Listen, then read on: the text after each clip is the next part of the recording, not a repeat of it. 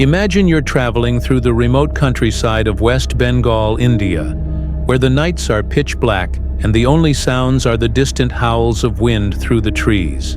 That's where our story takes place, at a little-known railway station called Begampur. This isn't just any station. It's said to be one of the most haunted places in the country. What happened there back in the 1960s has left a chill that lingers to this day.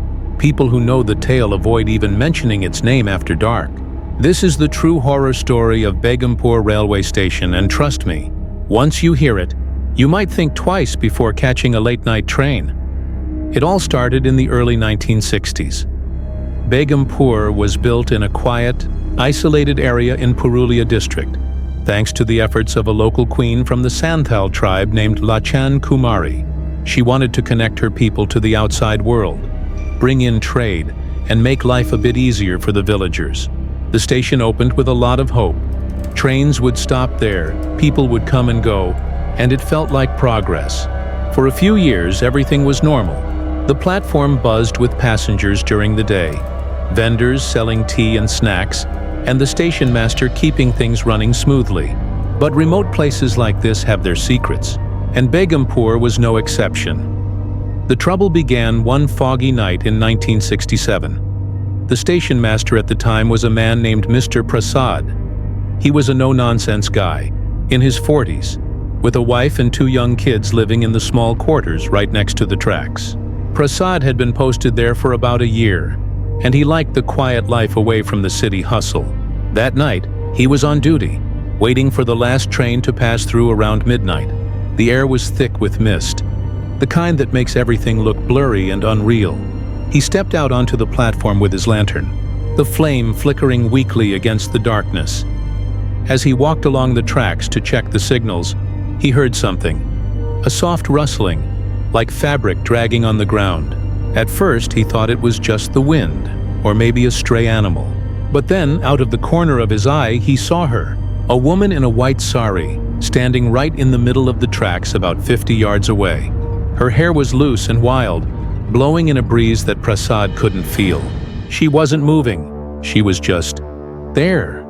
Prasad called out, "Hey, get off the tracks! It's dangerous!" But she didn't respond. He started walking toward her, his heart beating a little faster now.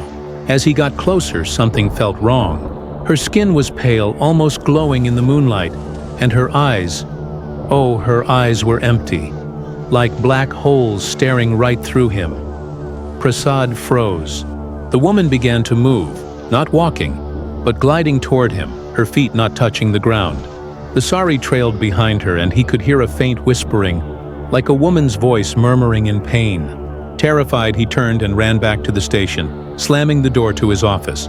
He sat there shaking until the train came and went, its whistle piercing the night like a scream.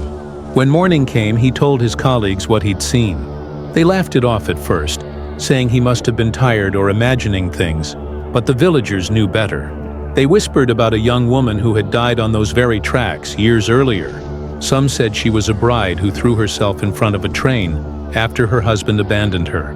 Others claimed she was a victim of a tragic accident, her spirit trapped, seeking revenge, or just unable to move on.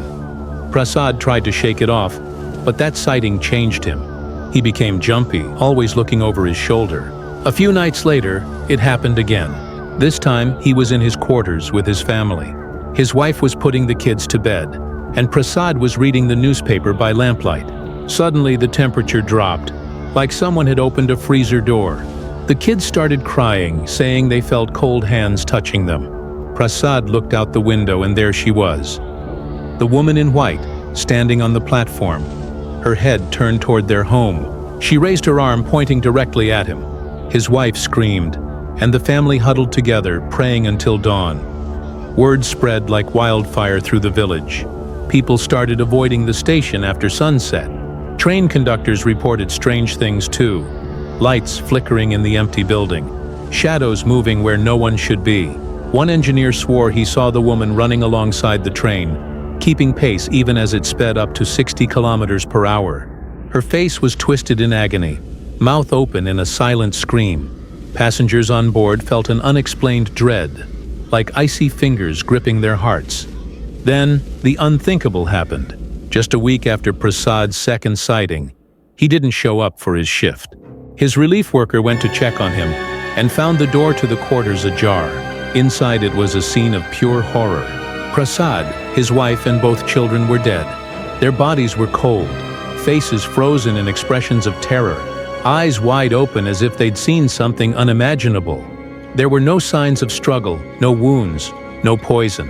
The official report said heart failure, maybe from fright, but everyone knew the truth. The ghost had claimed them. Panic set in. Railway staff refused to work at Begampur. They begged for transfers, saying the place was cursed. Trains stopped halting there altogether. No one wanted to risk it.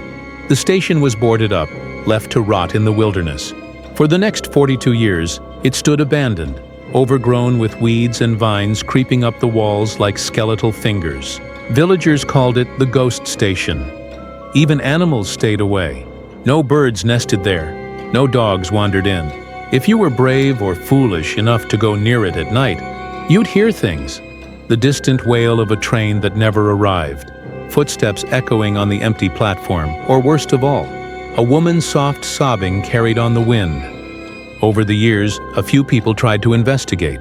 In the 1970s, a group of young men from a nearby town, thinking it was all superstition, decided to spend the night there on a dare. They brought lanterns, food, and even a radio for company. As midnight approached, they joked around. But then the radio static turned to whispers. Indistinct voices saying names, pleading for help. One of the guys felt a tug on his shirt, but no one was behind him. They saw shadows darting between the tracks, and then, clear as day, the woman appeared at the end of the platform. She glided toward them, her sari billowing despite no breeze. The men screamed and ran, leaving everything behind. One of them tripped and swore he felt cold hands pulling at his ankles. They made it out, but that guy was never the same, haunted by nightmares until he moved away. In the 1980s, a journalist named Ravi came to write a story about the legend.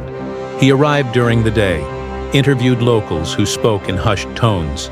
"Don't stay after dark," they warned, but Ravi was skeptical. He set up camp in the old station master's office with a notebook and a tape recorder. As night fell, the silence was deafening. Then, around 2 a.m., he heard it.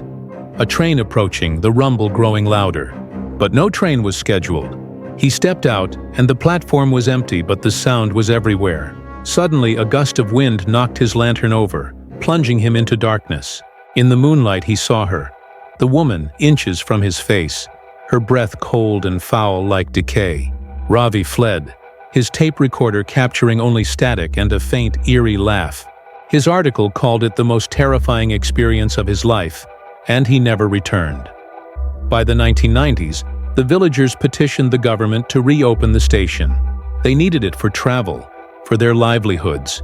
But who would work there? It took years. But in 2009, the railway minister at the time, Mamata Banerjee, decided to give it a chance. She reopened Begampur as a simple halt. No staff stationed permanently, just a private firm managing tickets from afar. Trains started stopping again, but only during the day. At night, it's still avoided. Passengers whisper that even now, on certain foggy evenings, you can see a white figure on the tracks. Some say she's still searching for peace, or maybe for her next victim. But here's the chilling twist. Just last year in 2024, a train conductor reported something new. He was passing through Begampur at dusk when he saw not one, but multiple figures. Women in white, standing in a line along the platform, their eyes glowing. He sped up, but as the train pulled away, he looked back and saw them waving as if inviting him to join. Since then, minor accidents have increased. Trains derailing slightly, signals failing without reason. Is the ghost multiplying? Or has the curse spread? No one knows. But one thing's for sure. Begampur Railway Station isn't done with its horrors yet. Which story scared you the most? Comment below and subscribe for more true horror stories.